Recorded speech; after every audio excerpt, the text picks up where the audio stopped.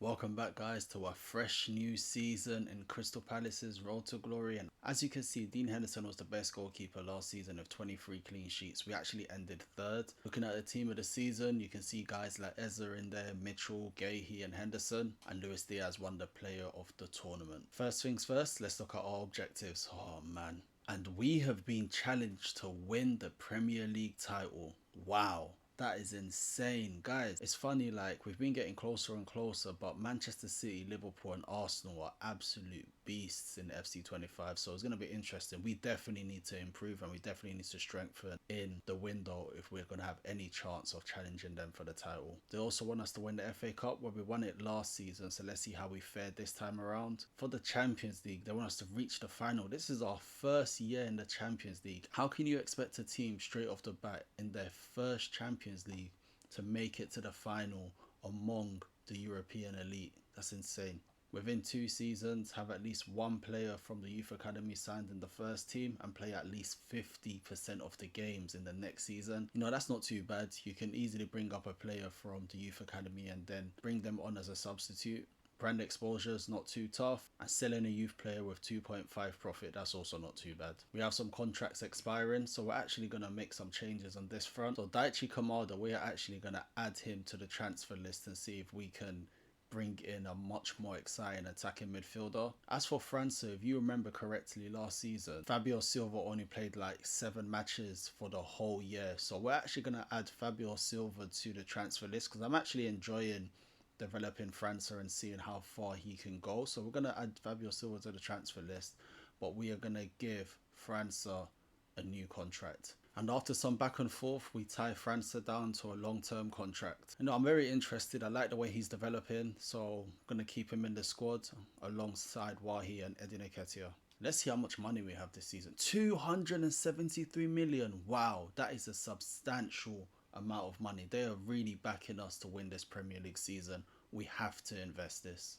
So when it comes to our youth scouts this season, we are going to be looking for the next R9, the next Lionel Messi, and the next Ian Wright. Before I forget, we actually created a new formation and we called this one Sonnet. The Haiku formation served us really well last season. We brought in Musa, and the 2 attacking midfielders of Musa and Eze supporting Wahi went down a treat. So with the new formation, we now push the wingers that we had as a left midfielder and right midfielder into left wingers in much more advanced positions. I think we've earned that, to be honest. So what that formation switch means, we need to train all of our wingers to play as left wingers now. For the most part, it's all good because they're only going to take 2 weeks. As you can see, Fatih, Diarra, Ratsaki, Davy, Andri, Maximov, they're only going to take 2 weeks to train as wingers. So when it comes to upgrading the squad, I think we can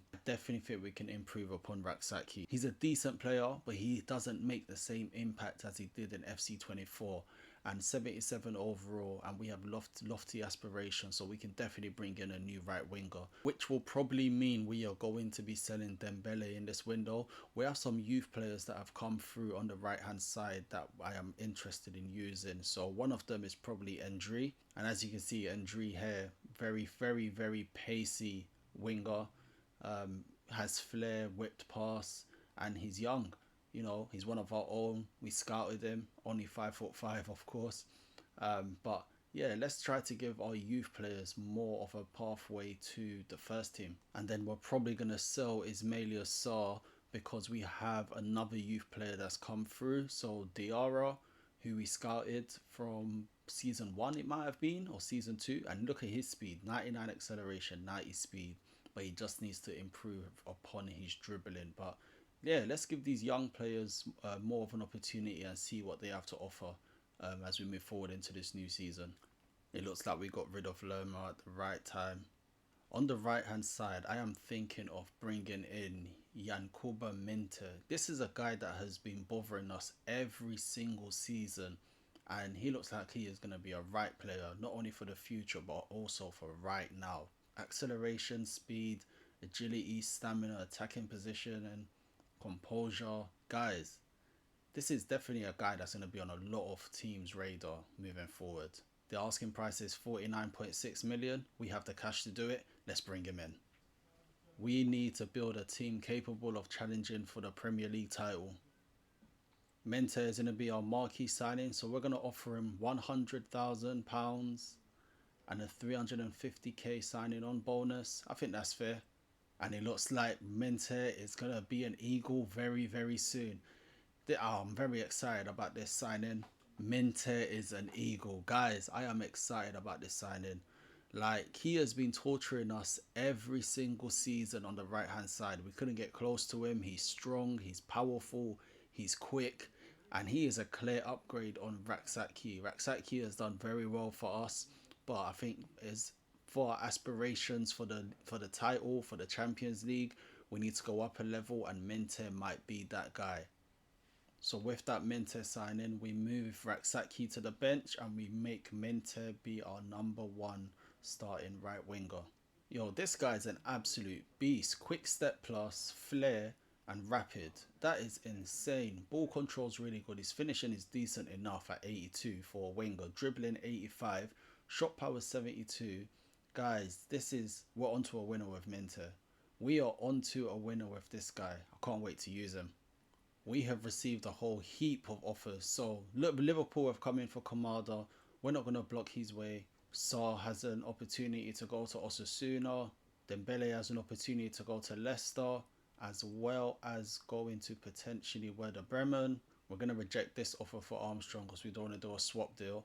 And we are going to sell Armstrong for 2.7 million, hopefully, to Deportivo Alaves as well. West Ham have come in for Fabio Silva. We're going to accept that too. And we have 2 young strikers here. We are actually going to keep Daniel Nixon in the squad this season.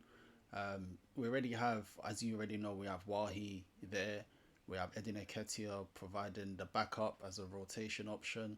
And we also have França as well. But we're also going to try and see if we can bring through another young striker. We're looking for the next R9 in Brazil anyways, but we're going to loan out Langley, but we're going to try and see if we can give some more game time to Daniel Nixon. We say goodbye to Karamoko Dembele. He's been a loyal servant for the past 2 or 3 seasons, I think, providing good backup, but we are going in a new direction. All the best, Karamoko. We also say goodbye to the absolute unit that Sinclair Armstrong is.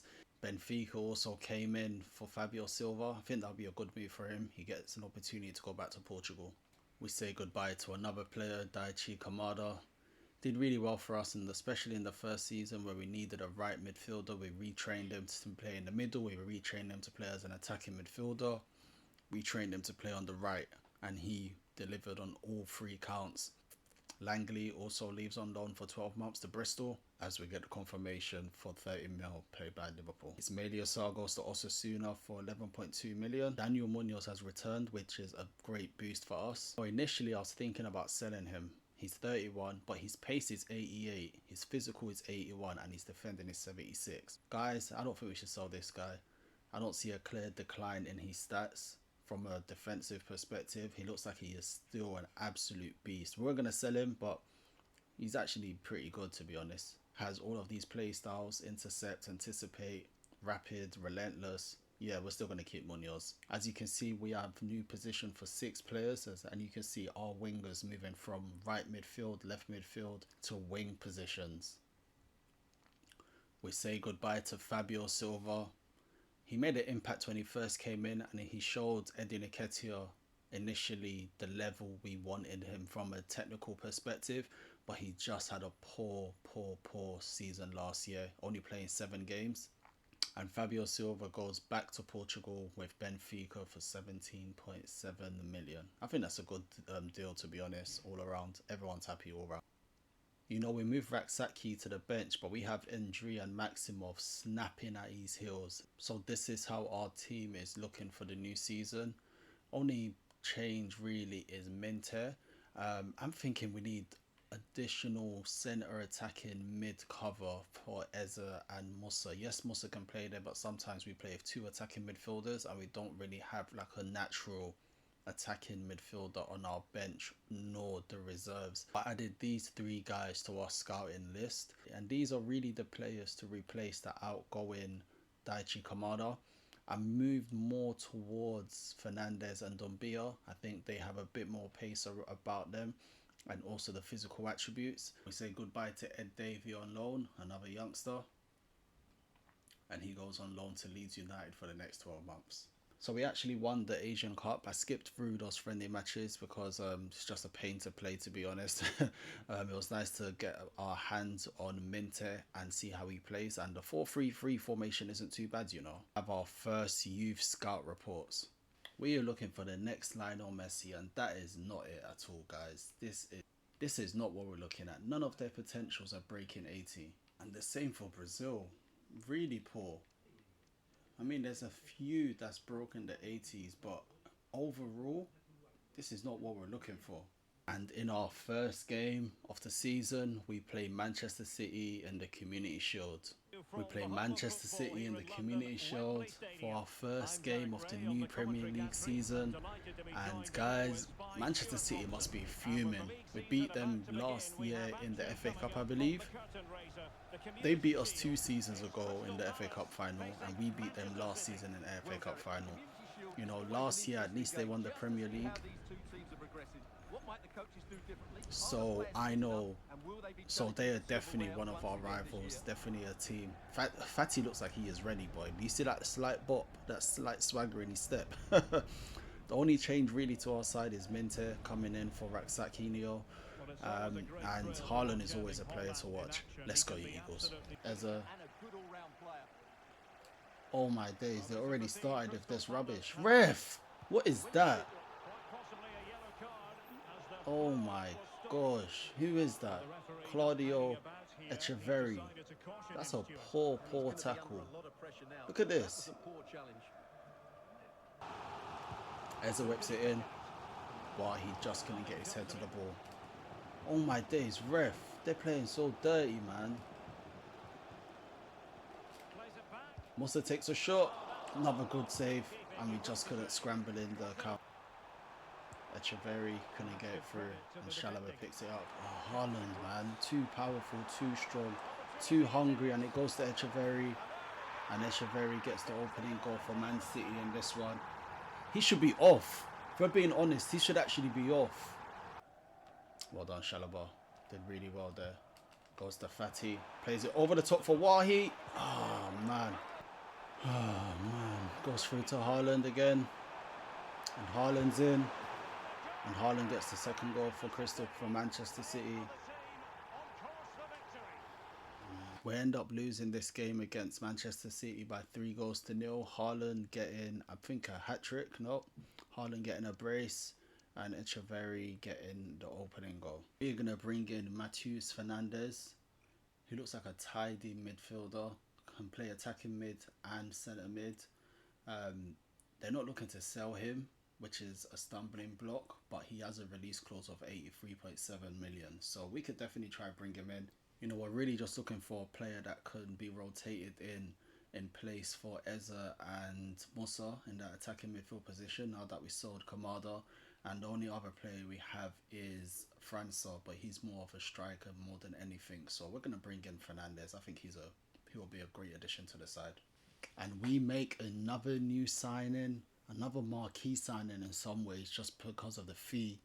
But it's interesting. He's probably going to be on the bench more than anything, and he's probably a more natural successor to Eberechi Eza. Good vision, good passing, and we look forward to seeing what he brings to the side in place of Daichi Kamada. Welcome to the club, Fernandes. This is how we're looking up against Real Madrid. Let's go, you Eagles. This is it, the ultimate test. The two best teams in the tournament go head to head, but there can only be one winner. Who will it be? It's Real Madrid. They take on Crystal Palace live. You know what? This is what we want to play in. This is the level we aspire to be at, and it's going to be tough, especially in the Champions League. But this is our first real taste of playing against teams at this level. Well, it's been a long journey for both. And let's Modric hasn't retired yet. Oh my gosh, man. How old is he now? He's probably like 50 now. That's a really poor pass, man. Straight to Vinicius Junior. What a shot! And then Mbappe gets the rebound. Oh, he's just offside. We got away with that one. What a shot from Vinicius Junior. We are struggling to just get out of our area, man. He's gonna go back to Mbappe. No, it's not. Vinicius Junior works the opportunity really well and gives Real Madrid the opening goal. Man, oh man. We can't even get out of our area right now. What a goal, man.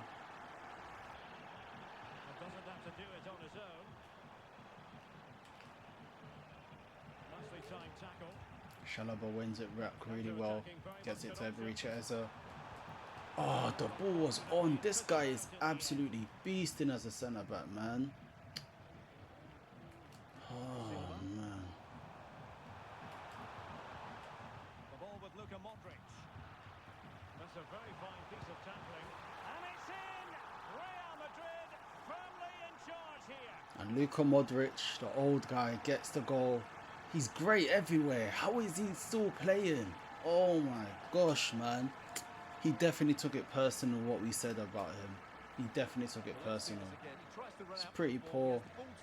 Chalobah should have probably cleared it first time, and Modric gets the goal. They find Modric in space. Wastes it. Goes to Munoz. Monte. Find Musa.